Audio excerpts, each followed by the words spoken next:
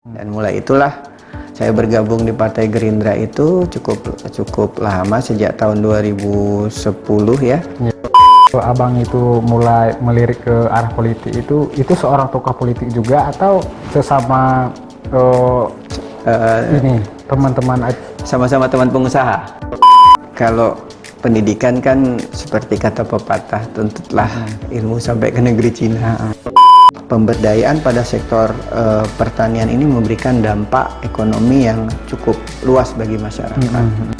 Yang merasakan itu pada saat kita datang ke satu wilayah, kemudian masyarakat, oh Pak, terima kasih, kemarin saya dibantu pembangunan jalannya. Itu kepuasannya luar biasa loh, berbeda.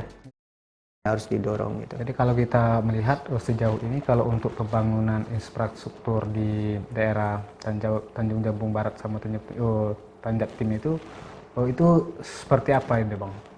Iya, kita lihat ya, kemarin kan viral juga berita terkait dengan adanya warga yang meninggal karena terjebak kemacetan akibat infrastruktur pada jalan lintas Sabak, Rantau Rasau ke Nipah. Ya. Itu cukup viral. Memang kendala yang dihadapi memang anggaran.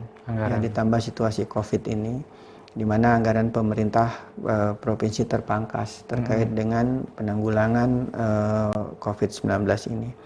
Dan sebenarnya kami sudah berupaya untuk memaksimalkan anggaran yang ada, tapi memang tidak bisa menyelesaikan secara tuntas sampai saat ini. Ya, kita terus mengupayakan penganggaran. Kalau jalan lintas Sabak, Rantau Rasau sampai Nipah itu tahun ini kita anggarkan ya, untuk perbaikannya. Di samping itu melalui juga Alkal, kita sebut ya, UPTD Alkal, alat perawatan kendaraan. Yang penting fungsi jalan itu bisa dilewati. Ada rencana kita untuk mendapatkan program yang disampaikan Pak Gubernur itu, multi years. Iya.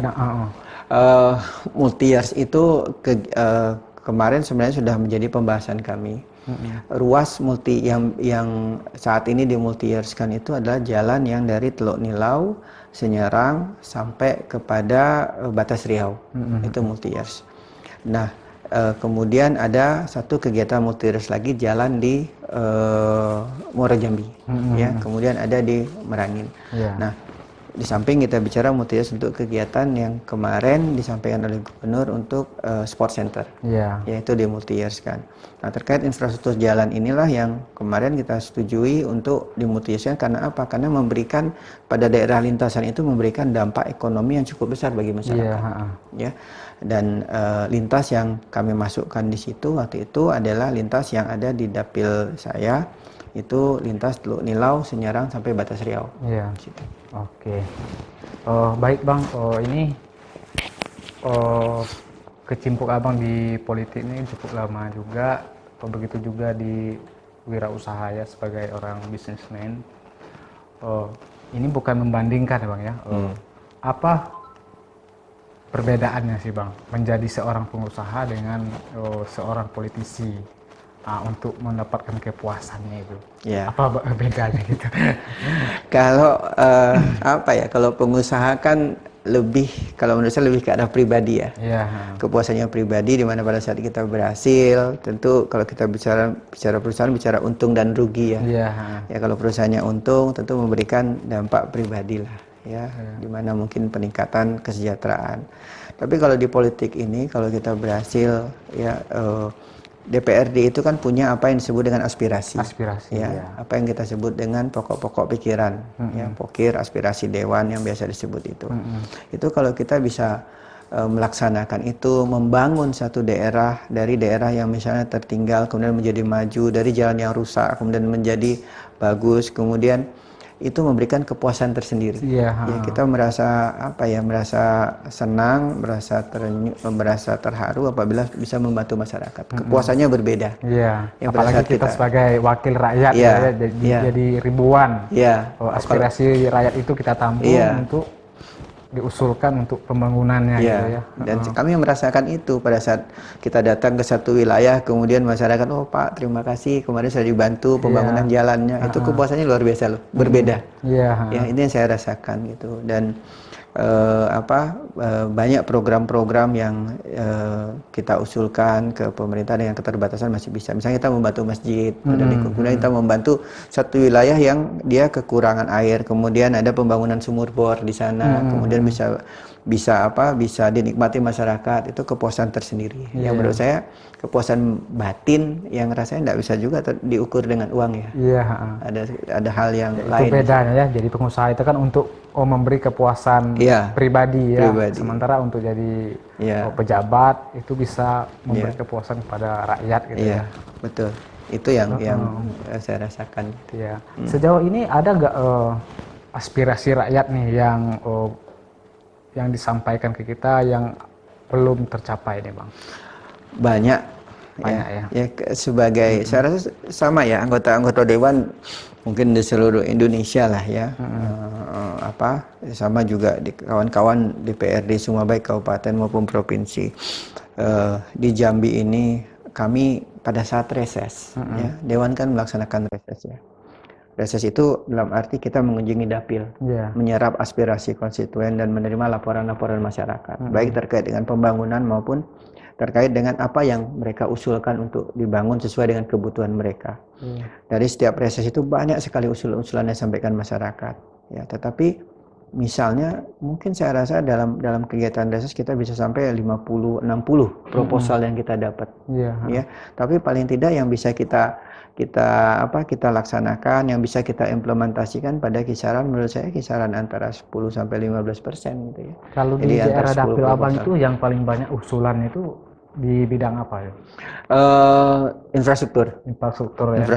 Infrastruktur itu mulai dari jaringan pembangunan jalan, jaringan irigasi, kemudian lampu listrik ya yang dibutuhkan masyarakat, itu kebanyakan di infrastruktur. Jembatan terutama ya, jalan lingkungan, rata-rata di infrastruktur. Karena di dapil kami memang problem infrastruktur ini merupakan tantangan tersendiri gitu.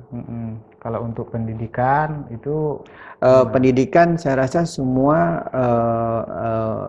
sudah jumlah sekolah sudah mencukupi ya, maksudnya mencukupi dalam arti orang bisa di sekolah baik dia sekolah negeri maupun swasta. Itu ada kalau pendidikan lebih ke arah fasilitas pendidikan ya, yang perlu didukung, misalnya lab, alat-alat untuk pendidikan. Nah, itu yang perlu kita dorong. Mungkin rencana besar kita nih Bang, kita masih di DPR ya. Apa rencana besar kita untuk membangun daerah kita nih Bang? Kalau bicara rencana besar ini kan kita ingin ya masyarakat, rakyat sejahtera. Pasti itu tujuan. Saya rasa kawan-kawan juga yang lain juga sama ya. Tapi untuk mencapai itu tentu butuh perjuangan. Ya, kita berbicara sebenarnya faktor sumber daya alam Provinsi Jambi ini luar biasa. Ya, bagaimana memanfaatkan ini agar bisa memberikan dampak buat masyarakat. Ya, kalau kita berbicara dana bagi hasil aja, waktu Kabupaten Tanjung Jabung Barat itu bisa dapat 550 miliar loh. Ya, kalau dibandingkan dengan total produksi saya rasakan kurang lebih sekitar 6-7 triliun dari total hasil sumber daya alam sektor migas. Ya, nah pemanfaatan inilah yang kita harapkan bisa tepat sasaran. Dalam arti betul-betul pembangunan dilaksanakan itu misalnya kebutuhan masyarakat jembatannya, kita harus membangun jembatan. Ya. Kemudian ada satu wilayah lagi ternyata wilayah itu kekeringan, membutuhkan sumber daya, misalnya pembangunan air bersih ya, kita harus ke sana. Jadi bagaimana mendayagunakan sumber daya yang terbatas ini sehingga kemudian bisa memberikan manfaat bagi masyarakat yang membutuhkan. Menurut saya itu tantangan terbesar gitu. Karena kita juga tidak memungkiri dalam pelaksanaannya kadang-kadang bisa salah gitu. Ya, harusnya jalan dibangun buat masyarakat, kemudian ada jalan yang ternyata menuju ke kebun gitu kan. Nah, ini yang menurut saya kurang pas gitu kan, kurang tepat sasaran gitu. Kalau untuk tantangan sendiri Bang di politik ini dibandingkan jadi pengusaha itu apa yang terberat di politik ini Bang? Tantangannya? Tantangan dalam apa nih? Maksudnya tantangan dalam kegiatan pembangunannya atau tantangan yang lebih ke arah pribadi nih? ya lebih ke pribadi lah. Ya. Kalau tantangannya adalah bagaimana kita bisa mensinkronkan atau menyamakan persepsi dengan kawan-kawan di DPRD, karena kan terdiri dari banyak partai nih. Iya betul. Ya, ada dari partai yang lain. Nah, bagaimana kita memiliki satu persepsi yang sama? Ini yang kadang-kadang susah. Karena DPRD ini kan suara terbanyak. Suara terbanyak, iya. Ya, suara terbanyak dalam arti pada saat kita mengusulkan program A, tapi kemudian ada kawan-kawan lain yang mengusulkan program B, kemudian kita dalam pembahasan tidak menemukan kata sepakat, kan pada akhirnya kan melaksanakan voting suara terbanyak. Nah, kalau sudah suara terbanyak kan berarti itu tadi kan, siapa yang jadi menang kalah gitu kan. Menang kalah. Nah, kalau menang kalah ini kan kadang-kadang kan hal yang merasakan kurang nyaman gitu. Ya, tapi inilah politik, inilah demokrasi kan. Suara terbanyaknya di mana gitu. Jadi tantangan-tantangan bagaimana kita memberikan pemahaman kepada kawan-kawan terkait dengan program ini misalnya penting. Ya, kita minta dukungan ini. Nah, ini perlu perjuangan yang luar biasa. Ya, yang kedua juga kadang-kadang kita menghadapi ya masyarakat kan rakyat kadang-kadang datang ke kita mengadukan satu masalah, pinginnya cepat selesai. Cepat selesai. Ya pasti begitu, seperti itu. Tapi kan dalam politik ini kan tidak seperti semudah membalikkan telapak tangan. Dalam kegiatan anggaran tersendiri kan setahun itu cuma 2, ya APBD murni yang kita sebut anggaran pendapatan belanja yang disahkan setiap untuk tahun berikutnya itu tanggal 30 November, dan kemudian lagi ada APBD perubahan. Berarti mekanisme kalau ini sudah disahkan ya berarti kan kita harus nunggu lagi setahun atau 10 bulan minimal. Nah, sedangkan kadang-kadang permasalahan masyarakat itu tiba-tiba muncul gitu. Ya, nah ini yang kita harapkan memang ya kita juga tidak bisa menyalahkan masyarakat ya, tapi paling tidak kita memberikan penjelasan kepada masyarakat, oh ini harus nunggu dulu. Nah ini yang kadang-kadang ke masyarakat, kok lamanya Pak Dewan berkali-kali. Ketika ada masalah dia minta minta segera diselesaikan. Nah ini sering, kami sering temuin dalam reses juga, masyarakat sering menyampaikan, ini kami sudah minta dari dulu, kenapa belum masuk-masuk gitu kan. Ya, misalnya jaringan listrik, itu sering kita temui di dapil saya. Pak ini sudah banyak kali kami usulkan, sudah berapa kali, tapi belum berhasil juga. Karena kan ada mekanismenya. Ya, harus mekanisme yang harus kita lalui gitu. Ada proses, tidak semerta-merta itu. Nah, tapi paling tidak kalau kami melaksanakan reses itu kami memberikan penjelasan, pemahaman kepada masyarakat. Ini loh prosesnya yang harus dihadapi. Pemerintah provinsi juga melaksanakan itu kan juga tahapannya juga. Ada musrembang pada tingkat desa, kemudian pada tingkat kecamatan, kabupaten, baru ke provinsi. Tahapan-tahapan inilah yang cukup panjang, yang mau tidak mau, suka tidak suka harus dijalani karena ini aturan. Nah, ini yang harus kami memberikan penjelasan kepada masyarakat. Ya, jadi itu tantangannya kalau untuk politik itu. Kadang tidak semudah yang dilihat orang gitu untuk untuk melaksanakan satu kegiatan itu. Butuh perjuangan. Ya, oke. Oh, baik, Tribuners. Ini kita sudah membicarakan tentang politiknya Bang Faisal Riza ya. Namun kita juga membaca dari latar belakangnya Bang Faisal Riza ini juga dulunya pernah jadi seorang dosen gitu Bang ya. Iya. Nah, itu sebelum jadi dosen itu sudah bergabung di partai politik atau belum sama sekali? Belum sama sekali. Saya pernah menjadi dosen 2 tempat waktu itu, ya, sebagai dosen bisnis, ya, entrepreneurship, kewirausahaan. Itu di universitas mana itu? Yang pertama di universitas dulu Sekolah Tinggi Ilmu Ekonomi Muhammadiyah. Yang kedua di yang di THO itu yang sekolah kesehatan itu Stikes ya. Stikes, Stikes. Iya, Stikes HI di situ. Nah, 2 tempat itu saya pernah mengajar di situ. Pernah mengajar situ ya. Pernah mengajar situ. Karena itu tadi saya pikir ya kalau menjadi dosen itu kan ilmu kan harus nambah terus. Iya, betul. Kita kan mahasiswa juga kadang-kadang kritis kan. Iya.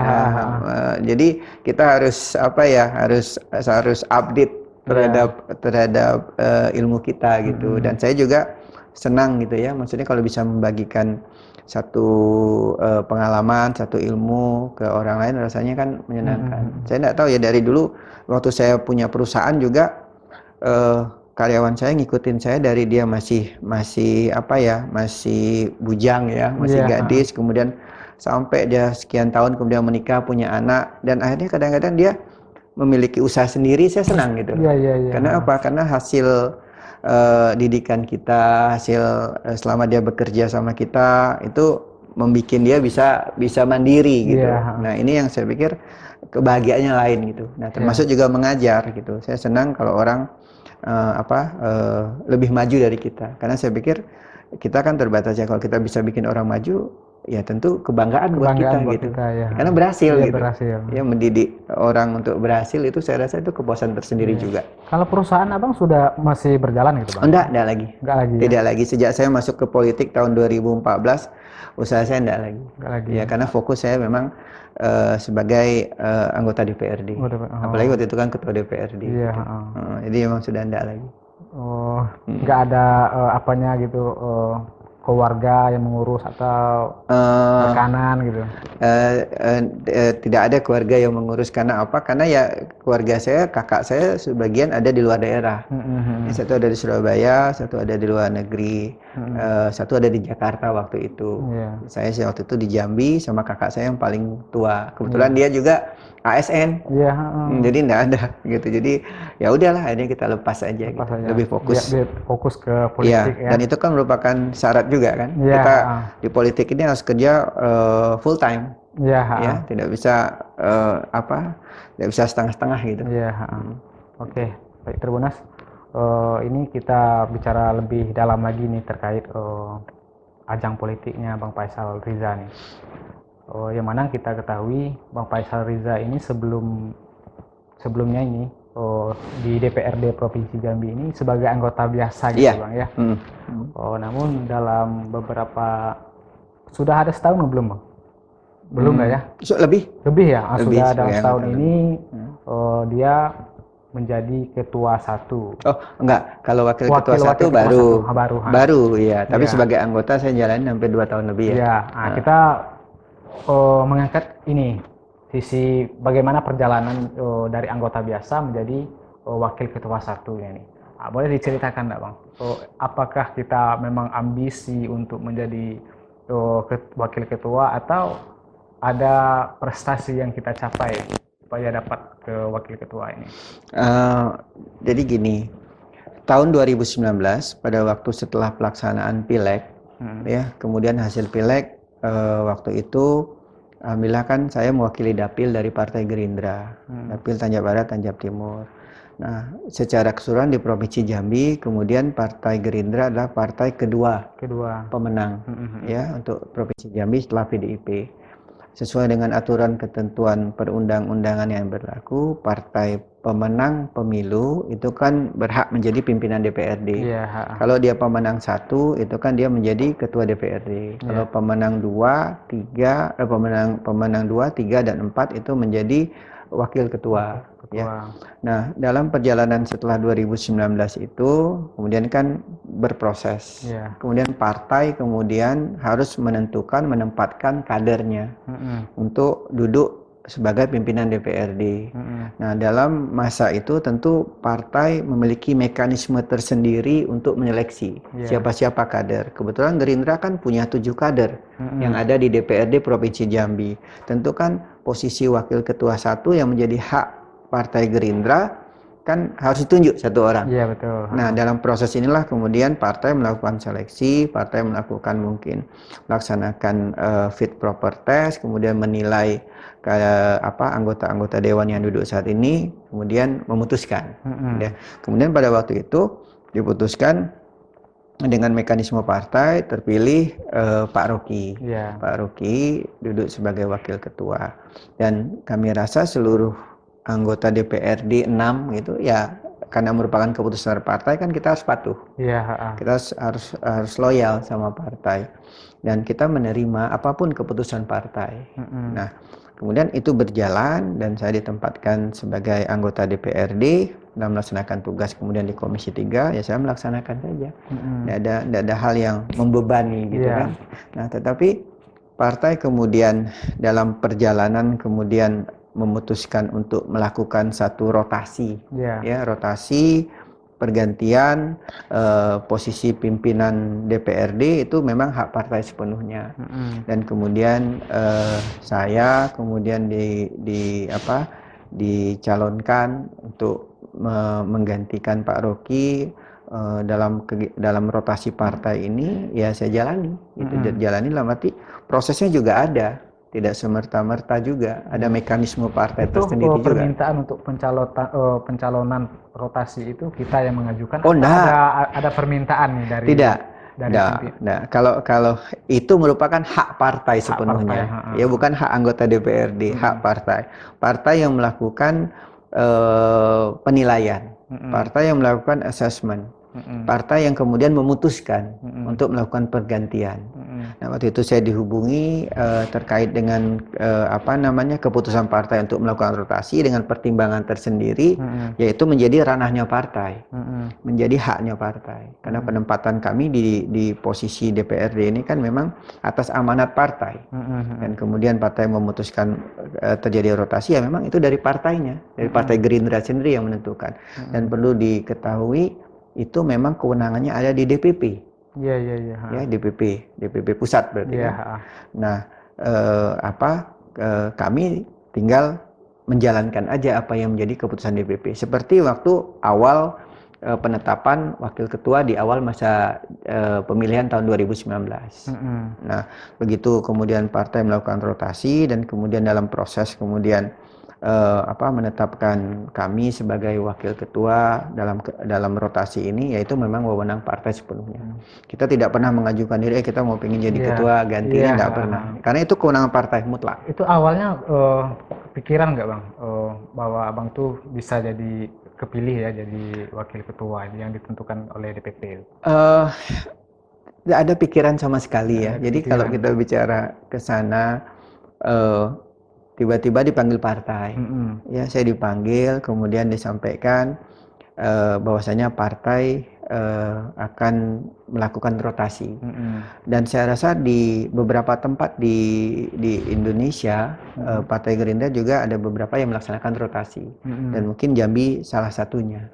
Dan begitu saya diberitahu, ditanyakan kesiapan sebagai kader, dan saya pikir ya sebagai kader partai. Ya, dari dulu selama 14 tahun saya di partai, kalau ditanyakan apakah siap, tentu kan kita harus jawab siap.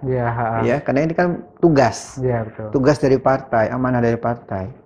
Tugas disampaikan tugas dilaksanakan dan kemudian berproses saja gitu. Begitu saya nyatakan siap, berproses gitu. Dan saya yakin juga pimpinan partai kan sudah melihat juga, ya kami kan, makanya saya bilang tadi di awal ada 7 yang mungkin dilihat mungkin masing-masing dan kemudian diberikan kesempatan. Saya rasa ada proses di sana yang berjalan, dan pada akhirnya kemudian DPP Partai Gerindra memutuskan untuk menempatkan saya selaku pimpinan DPRD dalam rotasi ini. Saya rasa itu mutlak kewenangan daripada DPP. Ini menariknya gini Bang. Yang mana wakil ketua sebelum ini kan Bang Rocky Chandra ya. Itu kan kita kan sama-sama di Komisi 3 ya. Kalau beliau sebelumnya kan memang wakil ketua. Wakil ketua 1 itu kan tidak masuk dalam komisi. Tidak dalam komisi. Kita anggota aja yang ada di komisi gitu. Sejauh ini Bang pergeseran posisi ya sama Bang Rocky Chandra ini, ada nggak sentimen-sentimen atau apa? Atau anggapan orang? Ada yang beranggapan mungkin Abang merebutkan posisi dia, ada nggak? Kalau ditanya ada atau enggak, tentu saya tidak tahu, ya. Tapi hubungan saya sama Pak Rocky sejauh ini, bahkan kemarin juga ketemu ya baik-baik saja dalam rapat fraksi. Dan waktu dalam proses ini juga kan Pak Rocky juga mengikuti. Ya, Rocky kan adik saya ya, di bawah saya usianya. Jadi kami biasa aja. Di partai juga lebih senior Abang dibanding Bang Rocky gitu? Iya, karena saya kan memang lebih lama di partai, sudah lama di partai. Dan dalam proses yang tadi saya sampaikan ya kami biasa aja. Saya kalau ketemu ya saya tetap waktu dia masih Pak Waka tetap sapa aja Pak Waka gitu kan, dengan ini. Dan kemudian ada isu, bukan isu lah, ada berita pergantian ini. Kemudian mungkin saya rasa masing-masing kan sudah tahu gitu. Ya, mungkin saya rasa dalam hal-hal tertentu tidak ada tidak sampai mengganggu hubungan kami. Kami baik-baik aja, sampai kemarin juga baik-baik. Jadi kalau orang bilang misalnya ada pertentangan, saya rasa enggak lah ya. Hubungan kami baik-baik aja. Kemarin juga kalau saya untuk ketemu. hubungan Abang sama sesama pimpinan partainya itu dengan Bang Rocky Chandra itu ada ini enggak hubungannya baik enggak, hubungan dengan pimpinan partai, kedekatannya? Saya rasa sama-sama ya, sama-sama baik hubungannya. Maksudnya Pak Rocky juga sama DPP juga baik, kemudian sama DPD juga kalau menurut saya sih baik ya. Karena saya kan sering juga berkomunikasi dengan DPD. Kalau kami kan untuk pengurus provinsi itu namanya DPD. Ya, DPD. Nah, ini yang saya rasa sih tidak ada itu ya, tidak ada. Saya juga hubungan baik, Pak Rocky juga hubungan baik sama partai itu, baik pengurus pusat maupun pengurus di provinsi. Ya, baik Tribuners, mungkin ini kita sudah memasuki di penghujung acara. Mungkin kita juga akan mendengar sebuah ungkapan atau harapan Abang Faisal Riza terhadap dia sebagai anggota DPRD Provinsi Jambi. Mungkin ada punya harapan dan kesan Bang yang ingin disampaikan kepada pemirsa kita. Ya, Tribuners, tentu sebagai Wakil Ketua DPRD Provinsi, kami di DPRD ini ingin menyampaikan kepada masyarakat agar menyampaikan aspirasi itu melalui lembaga DPRD Provinsi Jambi. Dan kami juga mengharapkan dukungan masyarakat dalam kegiatan di DPRD agar dapat berjalan dengan baik. Kami juga meminta masyarakat secara aktif terlibat dalam proses pembangunan. Baik pembangunan melalui pada tingkatan terendah, pada tingkatan desa, kelurahan, kecamatan, sampai kepada kabupaten dan kota, itu kami menunggu informasi-informasi atau kegiatan apapun atau laporan masyarakat apapun sehingga agar lembaga DPRD ini bisa menjalankan fungsi-fungsinya. Kami juga mengharapkan kepada masyarakat dalam menyampaikan aspirasi kepada DPRD ini pada langsung kepada kami di DPRD, jangan melalui perantara atau apapun ya. Dan terakhir harapan kami, percayalah DPRD Provinsi Jambi ini berjuang untuk masyarakat Provinsi Jambi agar apa yang kita cita-citakan bersama, masyarakat yang sejahtera, masyarakat yang adil dan makmur itu tercapai. Oke, baik, terima kasih Tribuners. Mungkin sekian wawancara eksklusif kita pada hari ini dengan tokoh inspiratif Provinsi Jambi. Semoga dari pembicaraan kita hari ini bisa bermanfaat untuk masyarakat Provinsi Jambi. Ya, mungkin itulah pesan-pesan dari Bang Faisal Riza sebagai Wakil Ketua DPRD Provinsi Jambi. Ketika ada keluhan, aspirasi, silahkan sampai ke lembaga resmi yaitu DPRD Provinsi Jambi. Ya, mungkin itu saja pada kegiatan hari ini. Ya, kita akhiri. Wassalamualaikum warahmatullahi wabarakatuh. Waalaikumsalam.